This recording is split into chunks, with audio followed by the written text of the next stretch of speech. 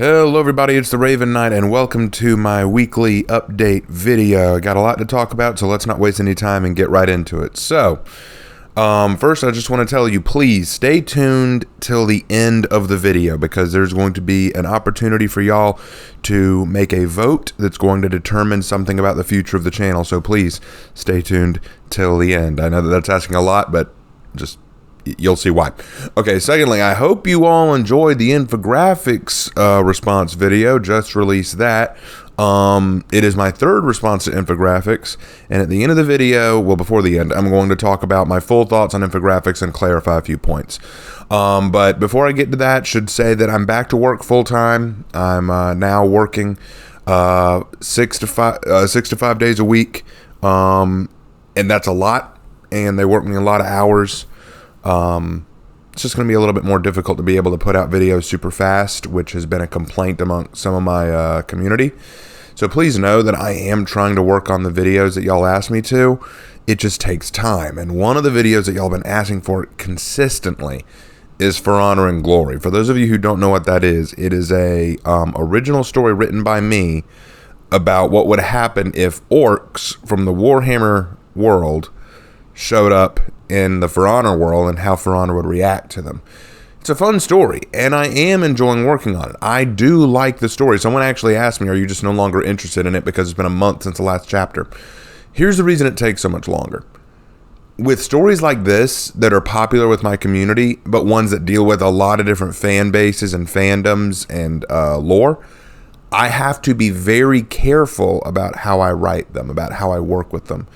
So I often go through redrafts. I'll write it out, I'll read it, I won't be satisfied, I'll go back and fix a lot. I may go back and erase the whole thing and start from scratch. It takes time to write this, but on top of that, I'm also making other videos that people ask for, like Heroes in History, Fantastical History, Raven's Writing Room. There are other videos that I have to work on, and they can go by much quicker because they don't require as many rewrites. Usually just a lot of research. So it takes time to put together For Honor and Glory. So please, I ask you, be a little patient. I promise I'm going to have it out soon. It's almost done. I'm just in a redrafting phase right now. But trust me, I still want to work on it. So next Heroes in History is going to be on Gryphon. Lots of people wanted me to do that.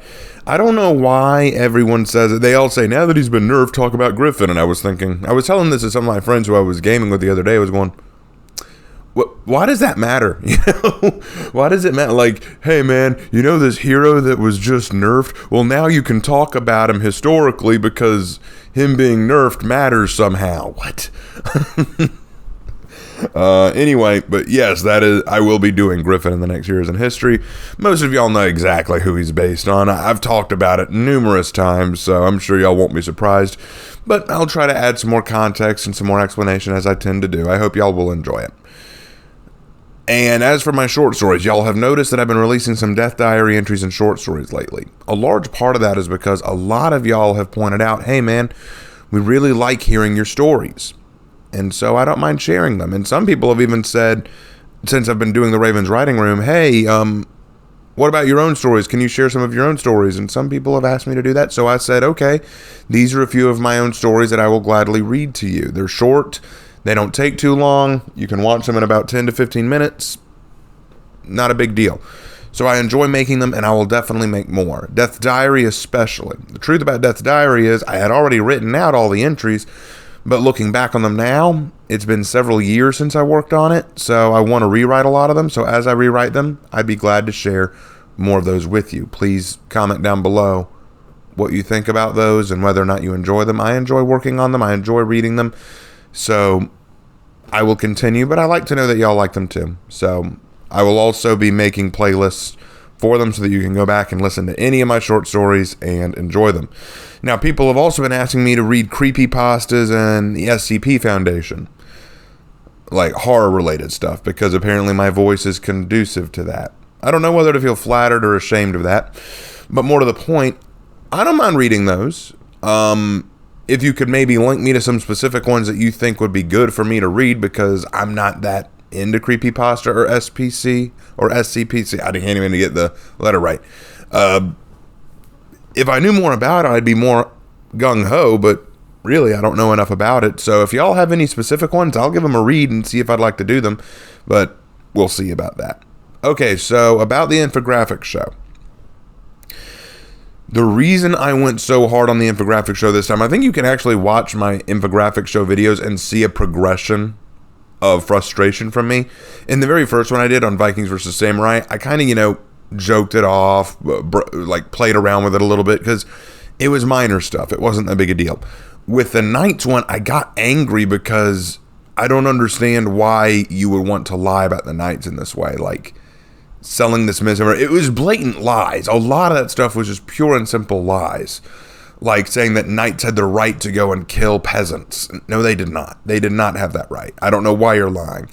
And then with the Crusades video saying that it was the most brutal war in history, this wasn't just lying. It was deliberately misinforming the audience. It was like, and what baffled me was with the Knights and the Vikings and Samurai video, it could just be because you didn't do enough research. It could just be because you based your information on hearsay, which is one thing. It's poor form, but it's one thing. With the Crusades being the most brutal wars in histories, I saw that and I went, hold on. Infographics has made plenty of videos talking about different wars in history. They know what they're talking about. They know what they're doing. And to me, that's heinous. To just know that you're selling misinformation and deliberately misinform, deliberately leave out context. It was appalling. And it made me realize that they're just clickbaiters. So I'll say this for the record. I know Infographics Show can do better. I know that they are better than this. So I'm very much disappointed in them and ashamed of them, and I would not recommend them to anyone looking for verifiable sources in terms of at least history. I don't know about their science stuff. I don't know about their other video content, but for their history, I would definitely take whatever they say with a grain of salt, and I would definitely research it further. Do not take what they say. What I loved is if you watch to the very end of the video, and I need to link it. I will link it in the description here and there. If you go to the very end of their video, they advertise two of their other videos. One being the fall of the Byzantine Empire, talking about the Fourth Crusade, and how knights were actually cold-blooded killers. So they are pushing a narrative. They are pushing a message, and it's one that really, really infuriates me. So, again, if they make more stupid content like this in the future, I'll probably reply to it because y'all seem to like it. But know that for those of you who think, oh, well, infographics, they're a good source. I don't agree with that. I don't think they're a good source. I think they can be if they put forth the extra legwork and actually show some honesty in their integrity, But that's that. Okay, I'm not here to hate on them. I'm not here to bash them or humiliate them. That's not my goal. My goal is to be honest in what I tell you and to give historical context to things like the Crusades. If they're not willing to go that extra mile, then how are they as popular as they are? How come I'm sitting here with over 6,500 subs and they're easily 20 or 30 times that? They're easily well above me in terms of popularity. And yet you saw the animation in their last one. It was so weak. That's some of the worst animation I've ever seen. It was hard to watch. And their information was so cherry-picked and poor. I was like, how are you this popular? I know I'm not great at this, but... And now some people are going to say, oh, you're just jealous. It's not jealousy. I'm baffled. There are really good historical YouTubers out there. Like, for example, my shout out for today. Let's talk about somebody who is like a fantastic historical YouTuber and yet isn't. I'm shouting out Dova Hadi today. Dova Hadi is a YouTuber who does a series called Unbiased History, mostly focused on Rome. However, the joke is that it's incredibly biased to make Rome sound perfect in every respect. Dova Hadi said in one of his Q&As that in growing up, he often heard how Western empires and Western culture and civilizations is always evil and wrong and hateful. So he decided to do the complete reverse. He makes Rome, no matter what they did in history, sound good and perfect and awesome and everything they did, while everyone else is just a barbaric idiot. And the reason I like this is because it's clearly a joke. If you watch it, he even says at the top of his history, at the top of his channel, that this isn't about learning history. This is about seeing just what kind of madness can come out of it. And I think that's more honest than what Infographics show does. His videos are in cartoon format and very repetitive. They're not well animated, but you know what? Part of that's the joke. I think a lot of it is really funny.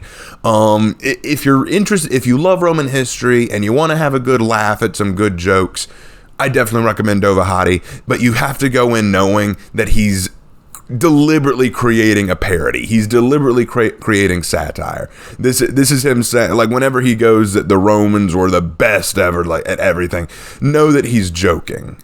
He realizes that what he says is not true, but he's having a laugh with you. He's making fun. And I think that's very entertaining to watch. So definitely go check out Dovahati. Very entertaining YouTuber. I think you'll like him. My brother introduced me to him. I can't get enough of his videos. They are very funny. Okay, so, and now the big part. Thank you for sticking with me this long, guys. Okay, here's the deal. So in my next few videos, well, actually, I should rephrase. Coming up in the next few weeks, I'm going to be returning to my medieval women in history videos, where I talk about what life was like for women in the Viking Age and the Samurai Age and in ancient China and in Native America, stuff like that.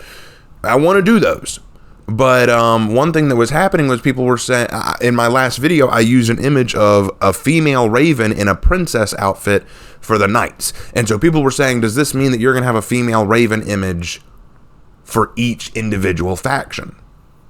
And I don't draw that art, guys. That is my friend Hannah's area. She draws the art. So I asked her about it, and she said, well, actually, I don't want to draw an individual outfit for each individual video. So how about this? Let's just make one single female raven image, and we'll use that for any women in history video you do. And I said, that works. So I dropped it by my Discord. I asked them about that. They were on board for it. So what we did was this. Hannah has drawn 4 hair and face designs and 3 body designs for the female raven. And I'm going to show them right here. You can see them right here on the screen. What you need to do is in the comments or on Discord. If you're on Discord, I'll set up a little channel for it. You're going to vote on which head and which body you want to use for the female raven. You can see that they're labeled. So just type in the label in the comment or on Discord. And once you do that, I'll give it a week. And after all the voting is done, I will send it to Hannah, and she will design the official female raven picture. Okay? Sound good? All right, so go ahead and drop those comments. And that about wraps it up, guys. Thank you so much for watching. As you can see in the background, I've been playing Neo 2 instead of For Honor this time around. I just wanted a different video game to play for a little bit. I just wanted to do something different. Plus, I'm using Neo 2 for one of my videos, so hey, it works out. I'm also going to be live streaming I want to try Wednesday. I want to try to live stream Wednesday if I can, but I definitely am going to live stream Friday. I hope y'all will enjoy that and join me for that. It's going to be awesome. Thank you guys so much for watching. Please subscribe if you haven't already. Subscriptions really help the channel. Please leave a like and a comment down below to let me know your thoughts, to vote on the female raven, anything like that. I love to hear from you guys, and I do read all of my comments. I just don't always reply. Okay, guys, thank you so much, and I will see you in my next video. Take care.